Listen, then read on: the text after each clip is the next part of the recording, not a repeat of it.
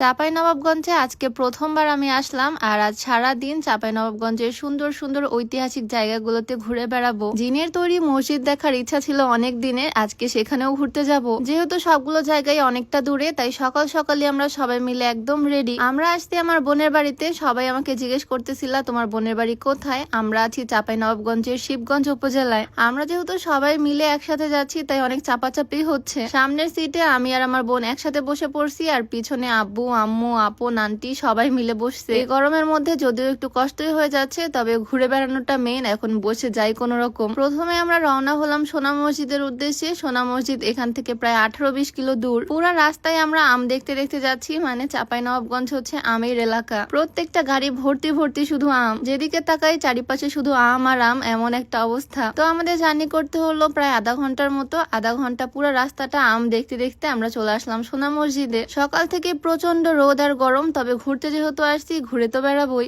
এখানে যদিও সবাই ঘুরতে আসে, তবে এখানে কোনো এন্ট্রি ফি বা টিকিট কাউন্টার কিছু নাই। খুবই সাধারণ একটা মসজিদ। এটা শত শত বছরের পুরাতন, দেখে বোঝা যাচ্ছে ওপরে সুন্দর সুন্দর গম্বুজ। এই রোদের মধ্যেও আমি ঘুরে ঘুরে হেঁটে হেঁটে পুরা মসজিদটা দেখতেছি। দেওয়ালগুলো দেখে মনে হচ্ছে পুরাটাই পাথরের তৈরি, এত নিখুঁত কাজ। এখানকার স্থানীয়দের মুখে শুনলাম, মানে আন্টির মুখে শুনলাম আর কি, এই মসজিদটা নাকি এক রাতে তৈরি হয়েছে, তাও আবার জিনেদের হাতে। মানে এক রাতের মধ্যে জিনেরা মিলে এই মসজিদটা তৈরি করে ফেলছে। যদিও এই কাহিনী কতটা সত্যি আমি জানি না, তবে এই এলাকার মানুষরা এটাই বিশ্বাস করে। মসজিদের বাহিরটা ঘুরে ভিতরে ঢুকলাম, আর ভিতরটা এত বেশি সুন্দর আর একদম ঠান্ডা। বাহিরের দেওয়ালটা অনেক মোটা আর পাথরের তৈরি, সেজন্যই মনে হয় ভিতরটা এত বেশি ঠান্ডা। সিলিং গুলো দেখলেই বুঝতে পারবা, গম্বুজ গুলো ভিতর থেকে বোঝা যাচ্ছে। এই গরমের মধ্যে মসজিদে এসে মনে হচ্ছে এখানে ঘুমিয়ে পড়ি। মেয়েদের জন্য আলাদা একটা কর্নার আছে, যেখানে চারপাশটা পর্দা দিয়ে ঘেরা। এখনো প্রত্যেকটা ওয়াক্তে এখানে নামাজ পড়তে আসে সবাই। মানে এই মসজিদটা কিন্তু এখনো রানিং। এত পুরাতন একটা জায়গা, তবে এখনো এখানকার মানুষরা জায়গাটাকে এত সুন্দর করে রাখছে। এই রোদ আর গরমের মধ্যে বাইরে যেতে ইচ্ছা করতেছে না, মসজিদের মধ্যেই বসে আছি। এদিকে আমার আব্বু তো একদম 2 হাত মেলে শুয়ে পড়ছে। তবে যেহেতু ঘুরতে আসছি, তাই ভাবলাম বাহিরটাও একটু ঘুরে দেখি। এইখানে 2টা কবর আছে। বাংলাদেশের 7 জন বীরশ্রেষ্ঠর মধ্যে একজনের কবর এইখানেই। এই দিকটাতে আরো অনেকগুলো কবর, মনে হচ্ছে এটা অনেক পুরাতন একটা কবরস্থান। ওয়েদারটা একটু ভালো থাকলে ঘুরে বেড়াতে আরো বেশি ভালো লাগতো।